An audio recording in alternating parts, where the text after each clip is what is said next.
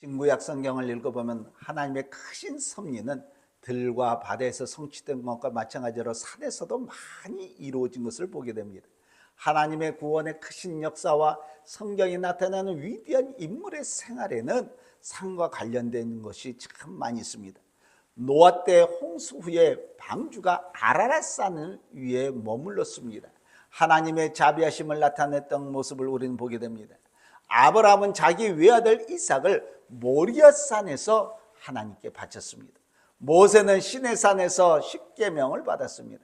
선지자 엘리야는 갈멜산에서 바알신의 선지자들과 대결하여 이김으로 참신이 하나님임을 증거했던 것입니다.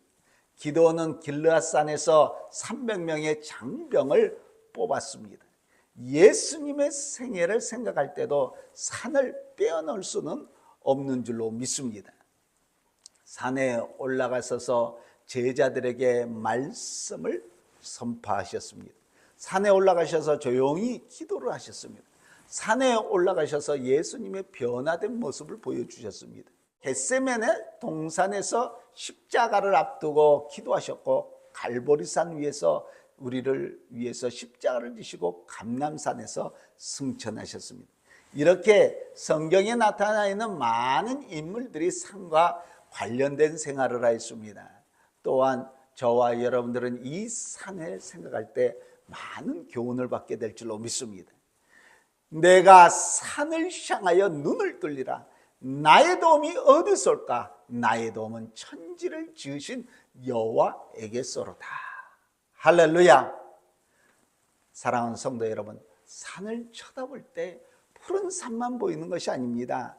우뚝 솟은 그러한 산봉우리만 보이는 것이 아닙니다. 천지를 지으신 여호와 하나님을 바라보고 하나님을 생각하는 줄로 믿습니다. 오늘 저와 여러분들이 우리가 함께 볼 이 산에 대해서 저와 여러분들이 생각하는 가운데 큰 은혜를 받기를 원합니다. 산에 올 때 처음 느끼는 인상은 참 조용하다는 것입니다. 복잡한 도시에서 소음 속 안에 살다가, 사랑하는 성도 여러분, 이 산이 언제 생겼는지 그 연수는 저와 여러분들이 정확히는 알 수는 없습니다. 아주 기나긴 역사와 또 수많은 사연들을 감직하고 있지만 산은 언제나 조용하게 저와 여러분들을 맞이한 줄로 믿습니다.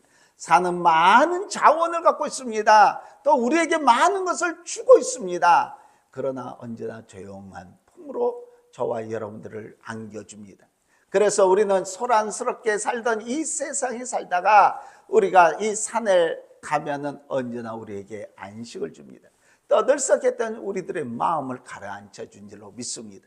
그래서 예수님께서도 일에 지치고 사람들에게 시달리다가 틈만 있으면 조용한 산을 찾으셨던 것입니다. 거기에서 기도하셨고, 산에서 계획하셨고, 산에서 피곤한 마음을 쉬신 줄로 믿습니다. 예수님의 생애를 보면 조용한 이 산에서 있었던 그 생애의 모습을 봅니다. 예수님이 나실 때 베들레헴에 호적하러 모여드는 수많은 사람들이 들끓은 여관의 방을 얻을 수 없을 정도였지만, 예수님이 나신 것은 들에서 양치던 목자와 동방에서 찾아온 새 박사 외에는 누구도 몰랐는 줄로 믿습니다. 살아나실 때도 그렇습니다. 예수님이 전도의 사업을 시작할 때에도 조용히 시작하셨습니다. 중풍병자를 고치시고도 나팔 불지 않으셨습니다. 언제나 온유와 겸손의 마음으로 예수님께서 모든 사람을 상과같이 품어주신 줄로 믿습니다. 그러므로 바울 사도는 데살로니가 교회에 편지할 때 종용하며 자기 일을 하라고 권면하고 있습니다. 상과같이 조용한 사람은 일을 바로 한 줄로 믿습니다. 조용한 사람은 남의 일을 간섭하지 않습니다. 자기 일을 자기가 바로 하는 줄로 믿습니다.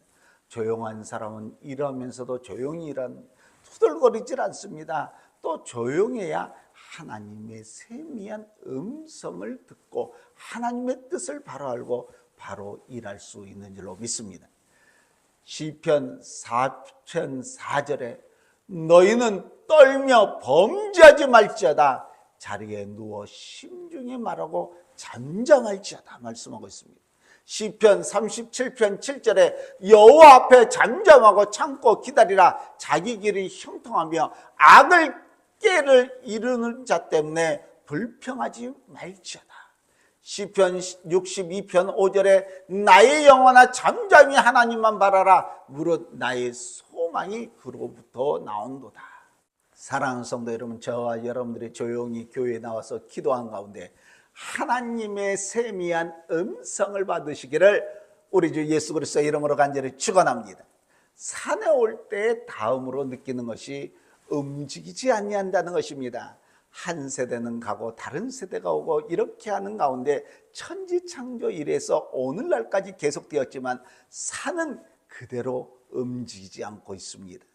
겨울에는 흰옷으로 옷을 입습니다. 여름에는 푸른 우거진 나무와 향기로운 풀로 그 몸을 단장하고 있지만 산은 변하지 아니하고 그대로 서 있는 줄로 믿습니다. 산을 바라볼 때 부끄러운 것은 사람의 마음은 너무나도 쉽게 흔들리고 움직이고 변하고 있다는 것입니다. 만물 가운데서도 변하기 쉬운 것이 바로 사람의 마음인 줄로 믿습니다. 그러나 변하지 아니한 것이 있습니다. 그것은 바로 하나님의 사랑인 줄로 믿습니다. 예수 그리스도인 줄로 믿습니다. 예수 그리스도는 어제나 오늘이나 영원 무궁토록 변하지 아니하신 줄로 믿습니다. 그러므로 예수 그리스도를 믿고 의지하면 구원함을 얻고 다시 실망할 필요가 없는 줄로 믿습니다. 세상 사람들은 우리가 건강할 때, 젊었을 때, 또 사업에 성공할 때 같이 하지만 병들고 늙어지고 실패하면 우리 곁을 다 떠나버리고 마는 것입니다. 그러나 사실은 하나님은 세상 끝날까지 저와 여러분들과 함께하여 주시마 약속해 주신 줄로 믿습니다. 우리가 믿는 하나님은 졸지도 아니하시고 주무시지도 아니하시고 우리들의 우편에서 그늘이 되어 주시사 밤의 달과 낮의 해가 우리를 상치 못하게 지켜주시는 하나님이신 줄로 믿습니다. 하나님은 우리를 모든 환난에서 명쾌하시며 영원을 지켜주시는 하나님이신 줄로 믿습니다. 우리가 가고 오는 것을 지금부터 영원 무궁까지 지켜주시는 하나님이신 줄로 믿습니다.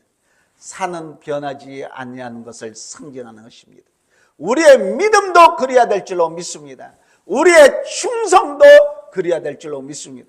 저와 여러분들의 소망 또한 그래야 될 줄로 믿습니다. 우리의 사랑도 변하지 아니해야 될 줄로 믿습니다.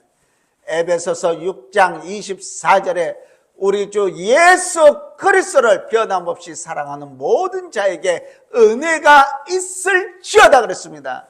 변함없이 그리스도를 사랑하십니까? 주님을 여전히 여러분들을 사랑하십니까? 또 산에 오를 때 한 가지 더 느끼는 것이 있습니다. 높은 곳에 오르고 싶다는 것입니다. 많은 사람들이 등산을 합니다. 산꼭대기에 가면 마음이 팍 넓어지는 것만 같습니다. 산에 올라 이제 우리들의 서울을 바라보시기 바랍니다.